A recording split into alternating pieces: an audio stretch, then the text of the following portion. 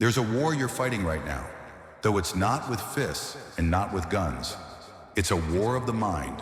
Every day, people will try to drag you into their chaos.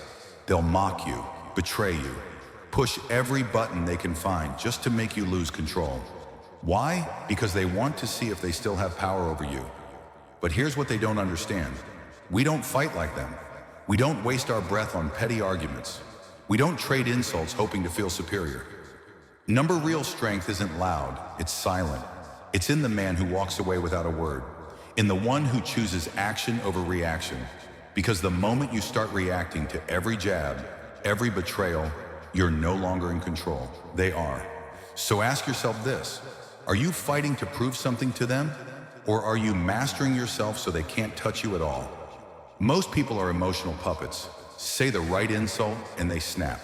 Betray them once and they burn with rage. That's how the average man lives, reacting, flinching, wasting energy on people who don't matter. But a man who's mastered himself, he doesn't flinch. He doesn't need to prove anything. He walks through fire, calm, silent, untouchable. Marcus Aurelius said it best: you have power over your mind, not outside events. And that's the key. When someone tries to provoke you and you give them nothing, no anger, no reaction, not even a glance, that silence becomes your sword. Because deep down, what destroys your enemies isn't revenge. It's realizing they can't touch you, that they have no control over you. So here's the truth. If they can't get to you, they can't beat you. And eventually their hatred will eat them alive, while you keep rising in peace and in power. Too many people waste years chasing revenge, trying to prove something to those who hurt them. They fantasize about showing their enemies how wrong they were. But here's the truth. Real power doesn't come from tearing others down. It comes from building yourself up so high that their words can't reach you. Seneca said, "The best revenge is to be unlike him who performed the injury." In other words, don't become the thing that broke you. Become something greater. Forget clapping back. Forget explaining yourself. Instead, disappear into discipline. Let your success speak louder than any argument ever could. Improve so relentlessly that every insult, every betrayal becomes background noise.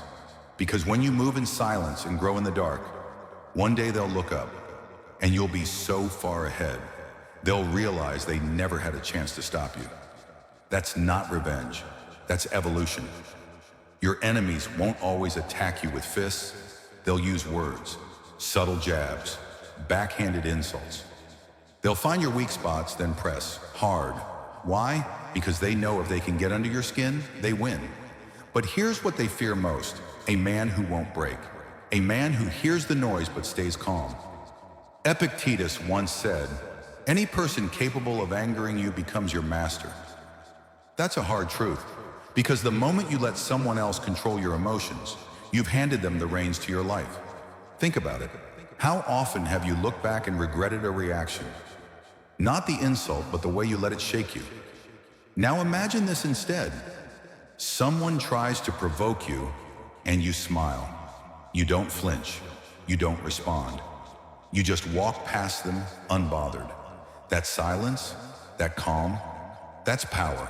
And it drives them mad, because nothing frustrates a weak man more than realizing his words no longer affect you. Patience is a weapon most men never learn to use. In a world that worships instant replies, instant revenge, instant gratification, waiting feels like weakness. But in truth, it's one of your greatest strengths. Your enemies, they want you to react fast, to snap, to fight back right now.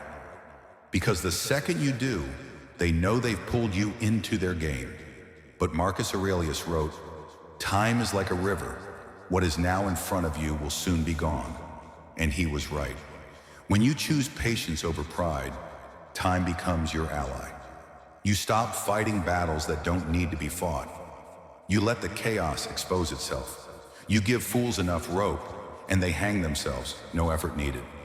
So next time someone attacks you, ask yourself, do I really need to respond? Or can I let time do what it always does, reveal the truth and bury the noise? Most people fear being alone.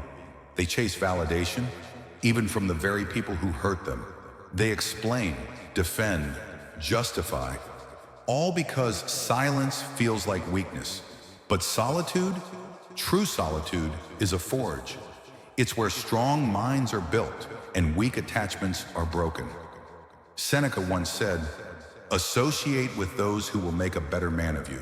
Not those who drain you, not those who feed your ego but poison your soul." Sometimes the strongest thing you can do is walk away. Step back, get quiet. Not because you're giving up, but because you're choosing yourself. You're choosing clarity over chaos, discipline over distraction. In solitude, you stop performing and start evolving. You realize, I don't need to be understood. I don't need to prove anything. I just need to grow. So stop fearing the silence. Use it. Let it sharpen your vision, your focus, your strength. Because when you no longer need anything from anyone, you become unstoppable. If something in this message stirred something deep inside you, don't ignore it. That fire, that quiet voice saying, "You were made for more." That's not noise. That's your calling. The world will try to define you. Your enemies will try to limit you. They'll tell you who you are, what you can't do, what you'll never be. But none of that matters. What matters is this. What are you going to do now? You don't need permission to grow. You don't need approval to rise. All you need is the decision to begin. Right here, right now. Become the man they said you could never be. Let your silence speak louder than their noise. Let your progress answer every doubt. If you're ready for that journey, hit subscribe. And never let them break you.